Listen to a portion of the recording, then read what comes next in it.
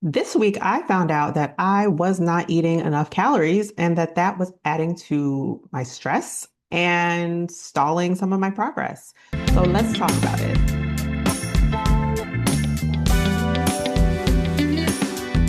Hey there, I'm Kathleen. Welcome to my channel. I'm a writer, storyteller, and founder, and you can check out some of my writing on Substack, and the link to my Substack is in the description box.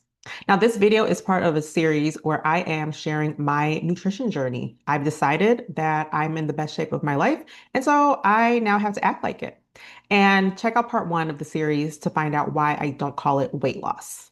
Now, in this video, we're going to talk about how I realized I was not eating enough food. I wasn't getting in enough calories, enough energy.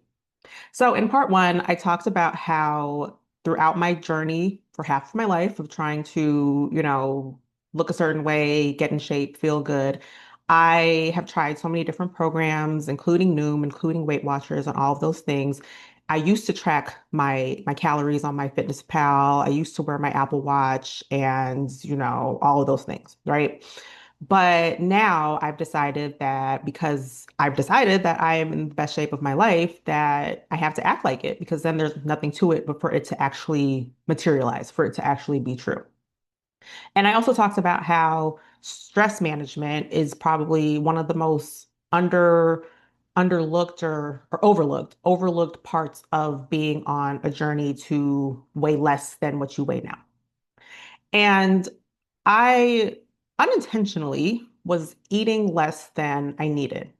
So, like I said, I used to track my calories, which to be in a calorie deficit, you do have to know how many calories you need to be in maintenance, what would then be considered over like calorie surplus, and then a calorie deficit, which means you're taking in more or less calories than you're using. Also, disclaimer, I'm not a nutritionist or a medical professional. This is just my experience and my opinions and what has worked and not worked for me. So if you need, a licensed dietitian, registered or certified nutritionist, or, a medical professional, make sure you look for one of those because I'm not. So last week, something told me to track my calories for a day or two just to kind of see what was I actually taking in. Because I've figured out my baseline and figured out where I need to be for a calorie deficit. I figured that out through a calculator online. You can look it up on Google and it will ask you like your activity level. I think it might ask your age. I can't remember. It will ask your current weight and it will ask I think it does ask your age. And so it asks you these questions and then it will calculate what your baseline caloric intake is.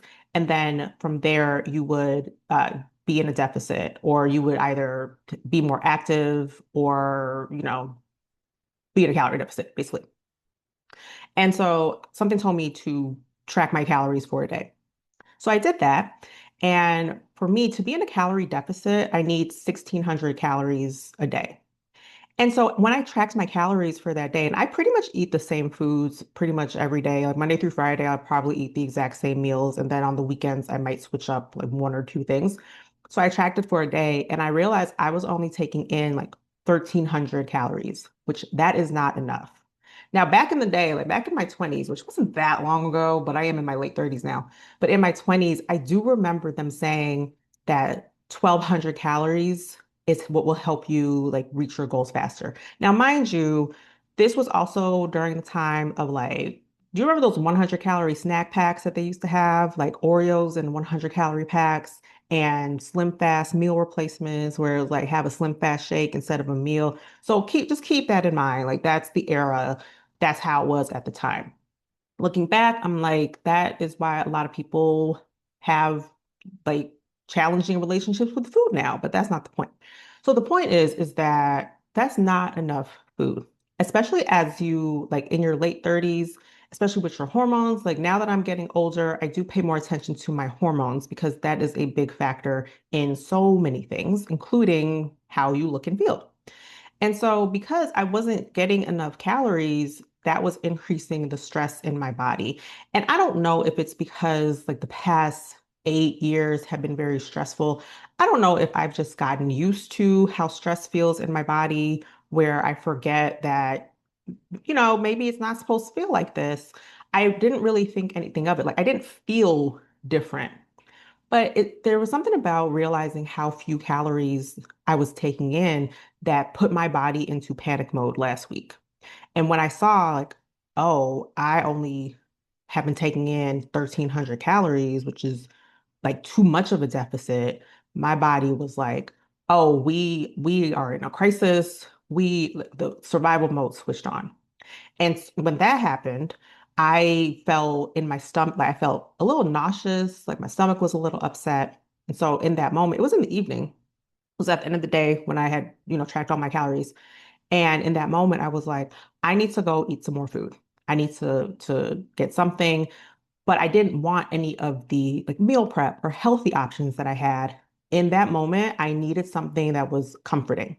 So I went and got some food and I couldn't eat it because my body, even though I needed more calories, my body was like, no, we are putting all our energy into just surviving. So my body thought that I was in danger.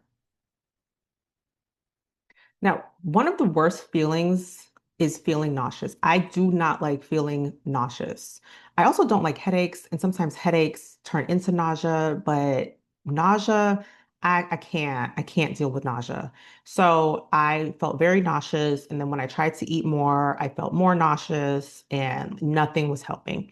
So I went to sleep. Fortunately, it was late enough where if I had fallen asleep, I would have slept through the night. And so I went to sleep. The next morning when I woke up, I felt I felt like I had a hangover.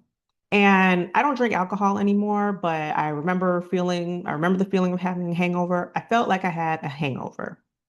And so I decided that day that I was going to have comfort meals. Now, comfort meals for me isn't necessarily like greasy or even fried or heavy. A comfort meal for me is anything with white rice, jasmine rice. And during the week, like on my with my meal prep, I don't eat white rice. I usually either eat quinoa or sweet potato for my starch, but white rice is my one of my comfort foods. Same with potatoes. Potatoes made like almost any way, comfort food. White potatoes, I'm talking about. Comfort foods. So the day after my body went into panic mode, realizing I wasn't getting enough calories, that whole day I just had my comfort foods. And I think it's important to do that because that is a way of managing your stress. Because when my body basically went into fight or flight mode and went into survival mode because my body panics thinking, why aren't we eating enough? Like, do we not have enough food? We have enough food. I just didn't know that I wasn't eating enough calories. So once I realized, like, okay, I wasn't eating enough calories, my body went into crisis. I needed my body to feel safe again, needed to regulate myself. And by regulating myself, it was letting my body know, like, hey, we have food, we're okay. Here's some rice, eat this with some chicken, with some vegetables, but eat this rice, you're okay. And then the next day, I felt completely fine. And I was able to get back to my meal plan, adding more food. I wasn't eating enough. My servings of protein were not enough. So I did start measuring my protein. What I'm not going to do is I'm not measuring vegetables. Like just eat more vegetables. And then I also realized I wasn't eating enough fat, which we as women especially, we need healthy fats in our diet. So I started eating more avocado. I always cook with avocado oil, but I started eating avocados again. And I also have a piece of dark chocolate at night.